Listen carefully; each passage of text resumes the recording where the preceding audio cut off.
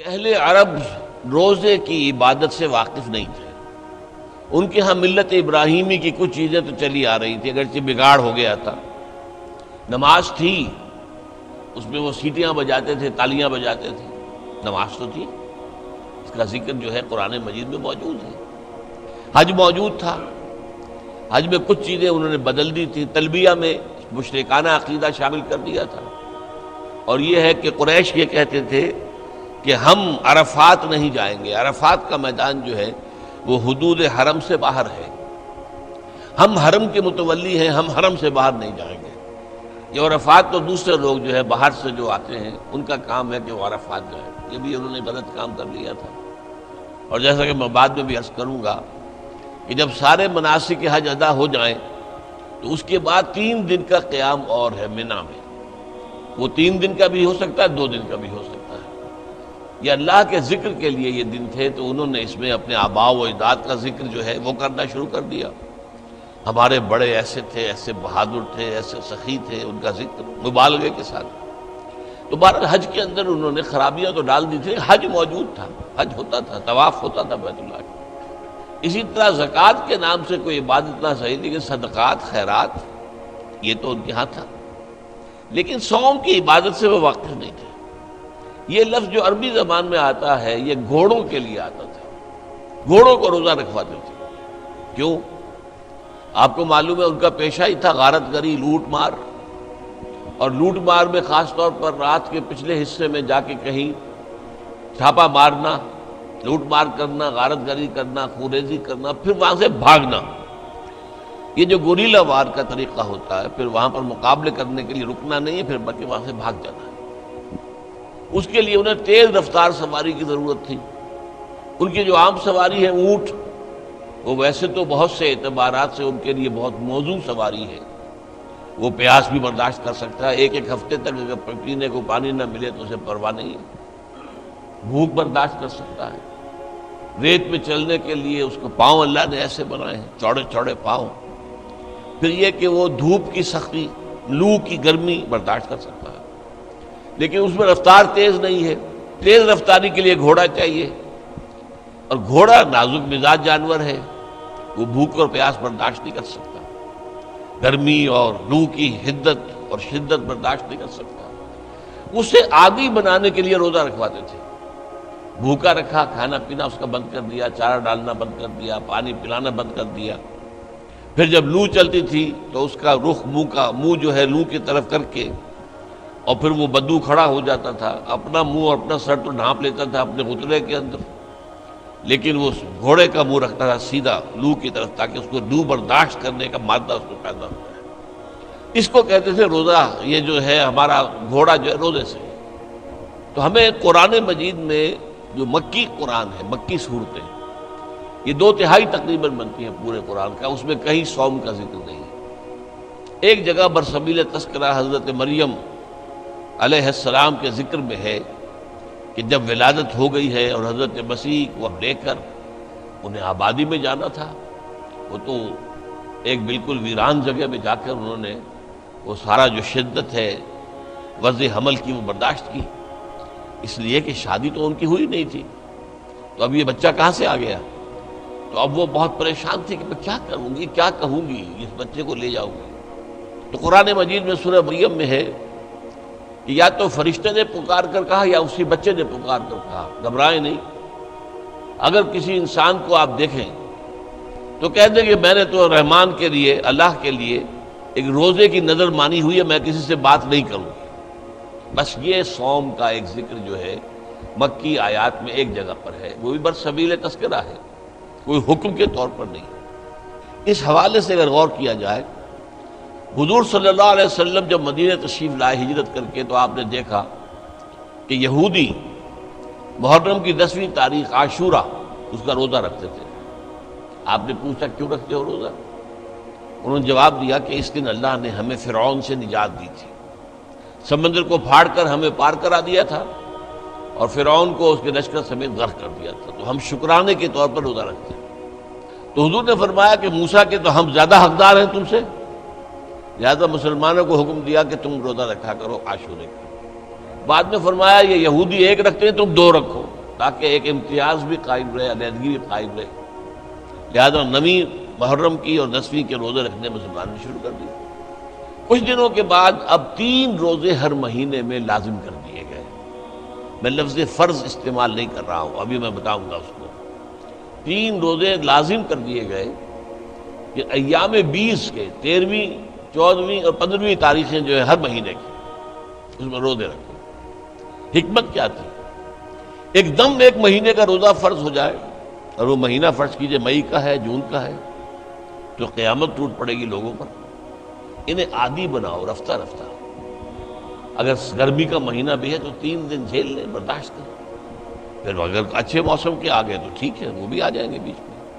تو 3 دن کے یہ روزے لازم کیے گئے، اور اس کے لیے پہلا حکم قرآن کا جو آیا ہے، کتب علیکم الصیام، لکھ دیا گیا تم پر روزہ رکھنا، واجب کر دیا گیا۔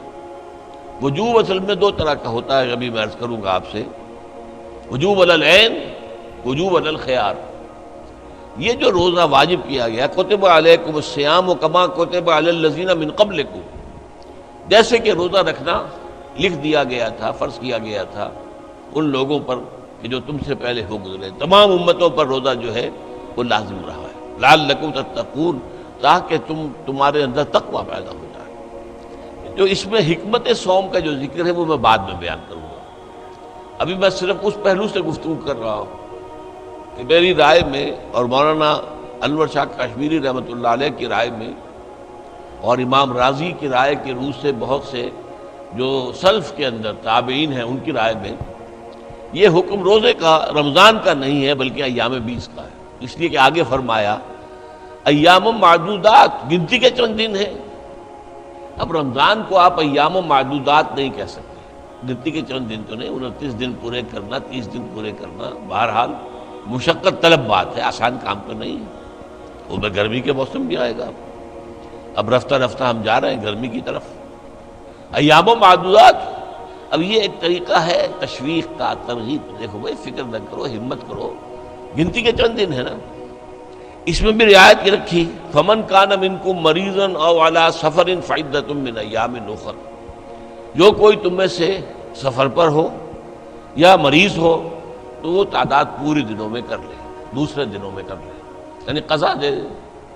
13ویں 14ویں اور 15ویں میں کسی تاریخ کو روزہ نہیں رکھ سکا، یا کسی مہینے میں 3 روزے جو ہیں کسی سفر میں نکل گئے، تو بقیہ دنوں میں وہ 3 روزے رکھ کر اس کی قضا دے دیں۔ وعلی الذین یطیقونہ، اور وہ لوگ کہ جنہیں طاقت ہو وہ رکھ سکتے ہوں، نہ سفر پر ہے نہ مریض ہے، فدیۃ طعام مسکین، اگر وہ روزہ نہ رکھیں تو اس کا فدیہ ہے 1 مسکین کا کھانا کھلا دینا۔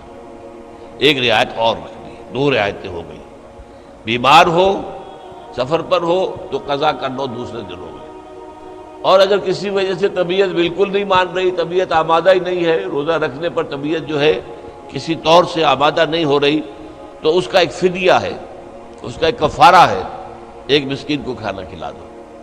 فمن تطوع خیرا فهو خیر اللہ، اور جو کوئی اپنی مرضی سے زیادہ خیر کمائے، 1 کے بجائے 10 مسکینوں کو کھانا کھلائے، تو یہ اس کے لیے بہتر ہے، اس کو زیادہ اجر و ثواب ملے گا۔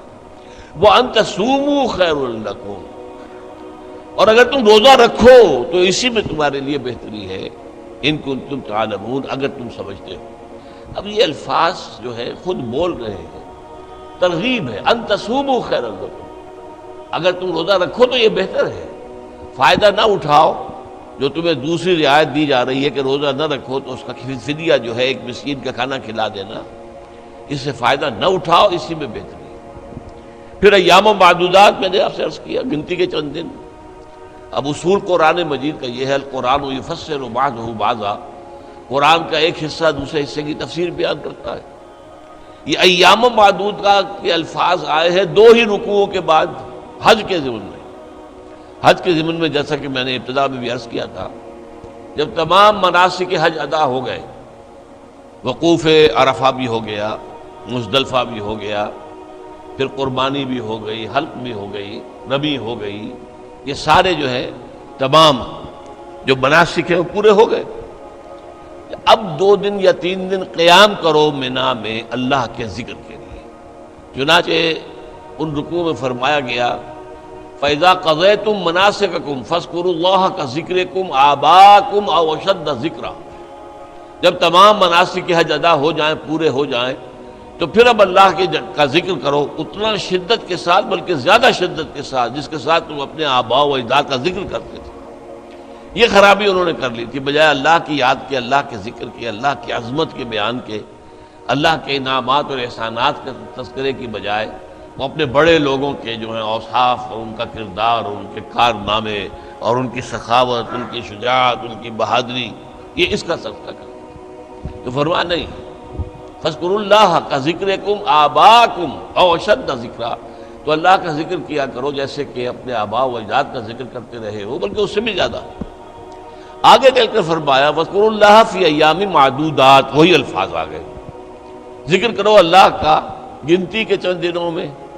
فَمَن تَعَجَّلَ فِي يَوْمَيْنِ فَلَا إِثْمَ عَلَيْهِ، جو کوئی 3 دن پورے کرنے کی بجائے 2 دن پورے کر کے چلا آیا، اس پر بھی کوئی گناہ نہیں ہے۔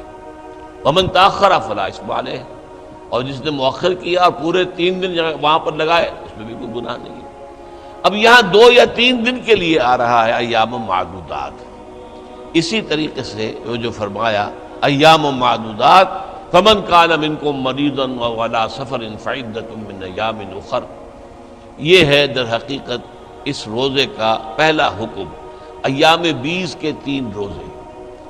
جب رمضان مبارک کا روزہ فرض ہو گیا تو اب یہ واجب نہیں رہے، اسے کہتے ہیں وجوب علی الخیار، اختیار ہے، چاہے روزہ رکھ لو، چاہے ایک مسکین کو کھانا کھلا دو۔ جب رمضان کے روزوں کا حکم آیا یہ وجوب ختم ہو گیا، وجوب علی الخیار نہیں رہا، اب وجوب علی العین ہے، روزہ رکھنا ہی ہوگا لازماً۔ صرف ایک رعایت باقی رہی کہ ہاں اگر بیمار ہو، سفر پر ہو تو قضا کر سکتے ہو، لیکن تعداد پوری کرنی ہوگی، وہ آیت میں بعد میں پڑھوں گا ابھی۔ اب یہ جو رعایت رکھی گئی تھی جب روزہ رمضان کا فرض ہو گیا تو اب یہ 3 روزے جو ہیں ایام 20 کے یہی لازم نہیں رہے، لیکن حضور نے انہیں برقرار رکھا۔ آپ نفلی روزے رکھتے تھے، 13ویں، 14ویں، 15ویں جو دن تاریخیں ہیں ہر مہینے کی آپ روزہ رکھتے تھے، باقی رکھا۔ اور بھی جو لوگ جن کو اللہ تعالیٰ کا قرب جو ہے زیادہ پیارا ہے، روحانیت سے جنہیں زیادہ دلچسپی ہے، وہ نفلی روزے بھی رکھتے ہیں، ہفتے میں 2 روزے، پیر کا روز اور جمعرات کے روز، اور مہینے میں پھر 3، 13ویں، 14ویں اور 15ویں، یہ نفلی روزے۔ یہ رمضان کے روزے تو فرض ہو گئے نا۔ اسی طرح جو روزہ نہ رکھے تو پھر ایک مسکین کو کھانا کھلا دے، اگرچہ یہ مطلقاً تو یہ معاملہ ختم ہو گیا، لیکن حضور صلی اللہ علیہ وسلم نے حکمت دین کے پیش نظر اسے برقرار رکھا۔